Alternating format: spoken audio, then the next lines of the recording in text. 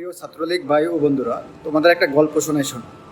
ধরো তুমি ঢাকা বিশ্ববিদ্যালয়ে আছো এবং তুমি ছাত্রলীগের খুব বড় একজন অ্যাক্টিভ কর্মী বা কোনো একটা গুরুত্বপূর্ণ পদে আছো। তুমি আজ দুদিন ধরে খুব নির্বিচারে রাজাকার নিধন করে চলতেছ।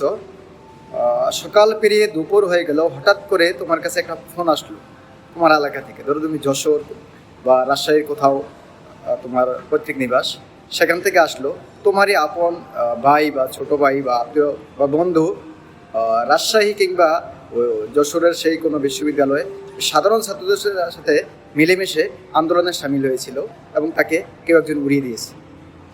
এই খবরটা শোনার পরে তোমার কাছে কেমন লাগবে? খুব ভালো লাগবে, আনন্দ লাগবে না? রাজাকার নিধন হয়ে গেছে, তুমি হয়তো খুব উল্লাস করবে। আমার তো তাই মনে হচ্ছে, খুবই উল্লাস করবে। এবং তুমি সেই মিছিলের সাথে সামিল হবে যে রাজাকার আরও একটা টপকে গেল রাজাকার, তাই না? যদি তাই না হয়ে থাকে, যখন তোমার উপরে আসবে তখন তুমি ঠিক অনুধাবন করতে পারবে, তখন তোমার বিবেক ঠিকই বাধা দিবে। তাহলে আজকে যে তুমি নির্বিচারে এই দল কানা হয়ে সাধারণ ছাত্রদের বিরুদ্ধে এভাবে ঝাঁপিয়ে পড়ছো শুধুমাত্র দলের প্রতি আনুগত্য দেখাতে, এই দল তোমাকে কি দিয়েছে বা কি দেবে সময় বলে দেবে। তো আমি তোমাদের উদ্দেশ্যে জাস্ট পাঁচটা প্রশ্ন রাখতে চাই। নাম্বার 1, আচ্ছা, ছাত্রলীগের মূলনীতিতে এমন কোনো মূলনীতি কি আছে যেখানে শুধুমাত্র মুক্তিযুদ্ধের ছেলেরা হলেই বা নাতি নাতনি হলেই ছাত্রলীগে যুক্ত হতে পারবে? আমার জানা মতে তা নাই। তাহলে আপনারা যারা ছাত্রলীগ প্রত্যেকেই মুক্তিযুদ্ধের সন্তান আর বাকি সবাই রাজাকার। নাম্বার 2, তুমি যদি ছাত্রই হয়ে থাকো তাহলে তোমার জন্য তো এই কোটার আন্দোলন মানে একটা উপযুক্ত একটা আন্দোলন, তোমার কথাও বলে। তাহলে তুমি যে ছাত্রলীগ হয়ে আজকে কোটা বিরোধী কথা বলছো, তাহলে তুমি কোন বিশেষ কোটার অপেক্ষায় আছো? তোমার কি কেরিয়ার দরকার নেই? নাম্বার 3,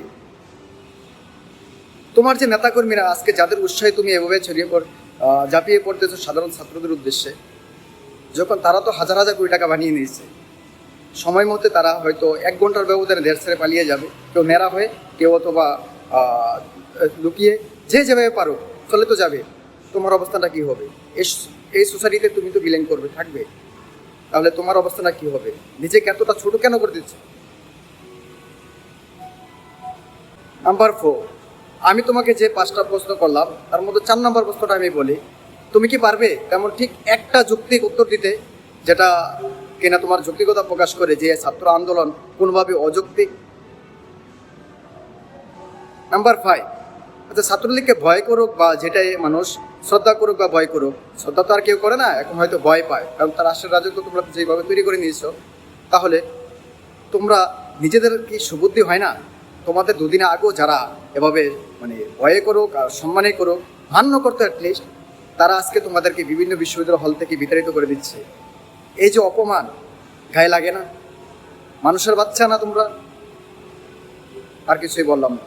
যদি বোধোদয় থাকে তাহলে এখনও অনুতপ্ত হওয়ার সময় আছে। অন্তপক্ষে নীরব থাকো ভাই, তোমারও ভাই বন্ধু এই আন্দোলনে সামিল হয়েছে, সেই প্রথম গল্পটার মতো। অন্তপক্ষে নীরব থাকো, অন্তপক্ষে অনুধাবন করার চেষ্টা করো, না সামিল হও। খুব জরুরি না তো তোমার একেবারে দলের স্বার্থে অপ্রতুভাবে সাধারণ ছাত্রদের উপর ঝাঁপিয়ে পড়তে হবে। নীরব থাকো। অন্তপক্ষে যদি তোমার মনে হয় যে ব্যক্তিগত কোনো সমস্যা থাকতে পারে, আমি মানি অনেকের ক্ষেত্রে ব্যক্তিগত সমস্যা থাকতে পারে, কারণ এ দল আসলে হয়তো তাদের নিজের লোকদেরকেও ছাড় দিবে না আন্দোলনের পরবর্তী সময়ে যখন তারা। আর সর্বশেষ একটা বোনাস হিসেবে বলি, তুমি তো ছাত্র, তাই না? পড়ালেখা তো অবশ্যই করার কথা তোমার। ইতিহাস কি পড়ো? যদি ইতিহাস পড়ো তাহলে বুঝতে পারবে পৃথিবীতে কোনো স্বৈরশাসক খুব বেশি দিন টিকতে পারে নাই। হয়তো 10 বছর, 20 বছর, 30 বছর, অঙ্কটা বিভিন্ন হতে পারে, তবে তাদের যে পরিণামটা এটা কিন্তু খুব দুর্বিষহ হয়। তখন তুমি নিজেকে চিন্তা করো কোথায় থাকবে। আল্লাহ হাফেজ।